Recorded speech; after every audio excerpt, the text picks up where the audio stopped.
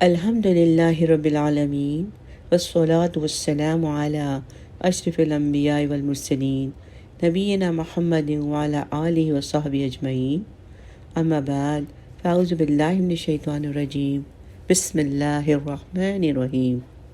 نبی کریم صلی اللہ علیہ وسلم خواہ کے سوالات کو ناپسند فرماتے تھے، یعنی فضول سوالات کو ناپسند فرماتے تھے۔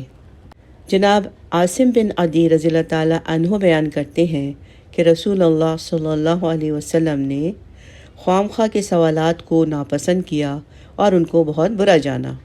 نبی کریم صلی اللہ علیہ وسلم فرماتے تھے، بلا شبہ اللہ عز و جل نے تمہارے لیے 3 چیزوں کو ناپسند کیا ہے۔ خواہ کی قیل و قال کا مطلب بے جا گفتگو، فضول گفتگو۔ نمبر 2 مال کے ضائع کرنے کو، اور نمبر 3 بہت زیادہ سوال کرنے سے، بکثرت ایسے سوالات کرنے سے سلف صالحین نفرت کرتے تھے کہ جو حقیقت میں وقوع پذیری نہ ہوتے ہوں اور نہ ہی ان کی ضرورت ہو، اور ان کی رائے میں یہ وہ تکلیف ہے کہ جس سے منع کیا گیا ہے۔ اللہ تبارک و تعالیٰ نے بھی اہل ایمان کو ان چیزوں کے بارے میں سوالات کرنے سے منع فرمایا ہے، یعنی جن کے متعلق کوئی حکم ہی نازل نہ ہوا ہو۔ نبی کریم صلی اللہ علیہ وسلم نے فرمایا، سب سے بڑا مجرم وہ مسلمان ہے جس نے کسی ایسی چیز کے متعلق پوچھا جو حرام نہیں تھا، پھر اس کے سوال کرنے کی وجہ سے وہ حرام کر دی گئی۔ سیدنا عبداللہ بن عباس رضی اللہ تعالیٰ عنہما بیان فرماتے ہیں کہ بعض لوگ نبی کریم صلی اللہ علیہ وسلم سے مذاق کے طور پر سوالات کیا کرتے تھے۔ کوئی شخص یوں پوچھتا کہ میرا باپ کون ہے، اور کوئی شخص کہ جس کی اونٹنی گم ہو چکی تھی یوں پوچھتا میری اونٹنی اللہ کے رسول کہاں ہے۔ تب اللہ عز و جل نے ایسے لوگوں کے متعلق نازل فرمایا، سورہ المائدہ آیت نمبر 101 میں، مسلمانوں ایسی بات مت پوچھو جو اگر بیان کی جائیں تم سے تو تم کو بری لگے، جس کا کھولنا تم کو برا لگے، اور اگر ایسے وقت میں پوچھو گے جب قرآن اتر رہا ہو اور پیغمبر زندہ ہوں تو خواہ مخواہ تم سے بیان کی جائیں گی۔ اب جو تم پوچھ چکے اللہ نے اس سے درگزر کیا، اور اللہ بخشنے والا بڑا بردبار ہے۔ سبحان اللہ۔ نبی کریم صلی اللہ علیہ وسلم تصویروں کو بھی ناپسند فرماتے تھے۔ ام المؤمنین سیدہ عائشہ رضی اللہ تعالیٰ عنہا بیان کرتی ہیں کہ انہوں نے ایک گدا خریدا جس پہ تصویریں تھیں۔ رسول اللہ صلی اللہ علیہ وسلم کی جو ہی اس پر نظر پڑی، آپ دروازے پہ کھڑے ہو گئے اور اندر داخل نہ ہوئے۔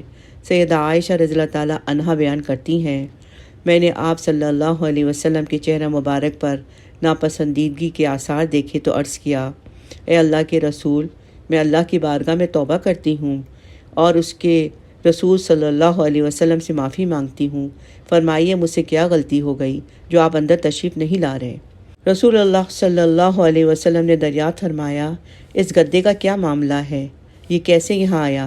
میں نے عرض کیا، میں نے یہ آپ صلی اللہ علیہ وسلم کے لیے ہی خریدا ہے تاکہ آپ اس پر تشریف رکھیں اور اس سے ٹیک لگا لیا کریں۔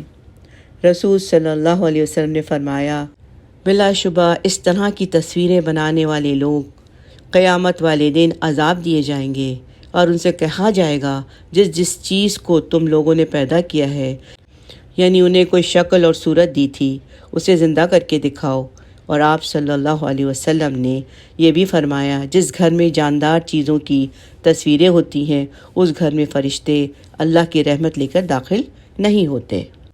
علماء کرام فرماتے ہیں، کسی جاندار کی تصویر والے گھر میں اللہ کی رحمت کے فرشتے داخل نہیں ہوتے۔ اس کا سبب یہ ہوتا ہے کہ اللہ تبارک و تعالیٰ کی صرف خالقیت ہے، اور جو تصویر بنائی جاتی ہے یہ اس کے مترادف ہوتی ہے۔ اس کے علاوہ ان میں بعض ایسی تصاویر ہوتی ہیں جن کی اللہ کے سوا پوجا کی جاتی ہے، نعوذ باللہ۔ اور فرشتے ایسے گھر میں بھی داخل نہیں ہوتے جس گھر میں کتا ہو، اس لیے کہ کتا کثرت سے گندگیاں کھاتا ہے۔ حدیث میں آیا ہے، اور فرشتے شیطانوں کے برعکس ہوتے ہیں، اور ایسے گھروں میں کتے کی بدبو کی وجہ سے داخل نہیں ہوتے، اور فرشتے بدبو سے نفرت کرتے ہیں، اور اس لیے بھی فرشتے ایسے گھروں میں داخل نہیں ہوتے کہ شریعت مطہرہ میں کتے رکھنے سے منع کیا گیا ہے۔ چنانچہ ایسے گھر والوں کو جنہوں نے گھر میں کتا رکھا ہوا ہے تو ان کے گھر میں فرشتوں کے داخلے سے منع کر کے انہیں سزا دی جاتی ہے۔ نہ ہی فرشتے اس گھر میں نماز پڑھتے ہیں، نہ ہی اہل خانہ کے لیے دعا استغفار کرتے ہیں، اور نہ ہی ان کے لیے برکت کی دعا کرتے ہیں، اور نہ فرشتے ان لوگوں کے گھروں سے شیطانوں کو دور کرتے ہیں۔ تو یہ فرشتے کہ جو ایسے کسی بھی گھر میں داخل نہیں ہوتے کہ جس میں کتا یا کسی جاندار کی تصویر ہو، وہ فرشتے ہوتے ہیں کہ جو رحمت، استغفار اور برکت کے لیے گھومتے رہتے ہیں۔ اور جہاں تک انسانوں کا ریکارڈ تیار کرنے والے فرشتوں کا تعلق ہے تو وہ ہر گھر میں داخل ہوتے ہیں۔ اسی طرح سزا دینے والے اور موت کے فرشتے بھی وہ کسی بھی حالت میں انسان سے جدا نہیں ہوتے، اس لیے کہ ان کو انسانوں کے اعمال شمار کرنے اور ان کے اعمال لکھتے رہنے کی ذمہ داری سونپی ہوئی ہوتی ہے۔ اب آگے ہے کہ لفظ میں کو نبی کریم صلی اللہ علیہ وسلم ناپسند کرتے تھے۔ سیدنا جابر بن عبداللہ رضی اللہ تعالیٰ عنہما بیان کرتے ہیں کہ ایک قرض کے متعلق میں نبی کریم صلی اللہ علیہ وسلم کے پاس آیا کہ جو میرے شہید باپ عبداللہ رضی اللہ تعالیٰ عنہ پر واجب الادا تھا۔ میں نے آپ صلی اللہ علیہ وسلم کا دروازہ کھٹکھٹایا۔ آپ صلی اللہ علیہ وسلم نے دریافت فرمایا کون ہے؟ میں نے عرض کیا میں۔ فرمایا میں کون؟ گویا آپ صلی اللہ علیہ وسلم نے اس لفظ کو ناپسند فرمایا۔ رسول اللہ صلی اللہ علیہ وسلم نے اس بات کو ناپسند فرمایا کہ انسان کا جواب جب اس سے پوچھا جائے کہ کون ہے تو کہے میں ہوں، اس لیے کہ اس میں کے لفظ میں پوچھے گئے سوال کا جواب نہیں ہے۔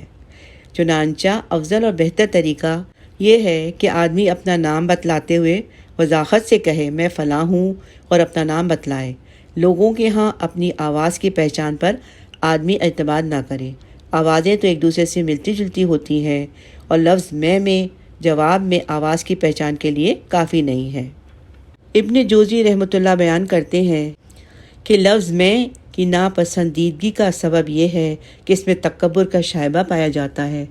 گویا کہ کہنے والا کہہ رہا ہے میں وہ شخص ہوں جو اس بات کی ضرورت محسوس نہیں کرتا کہ میں اپنا نسب بتاؤں۔ ایک دفعہ ام ہانی رضی اللہ تعالیٰ عنہا نے کہا تھا کہ جب انہوں نے نبی کریم صلی اللہ علیہ وسلم سے گھر میں داخل ہونے کی اجازت طلب کی تھی تو چنانچہ رسول صلی اللہ علیہ وسلم نے دریافت کیا کون بیوی ہیں؟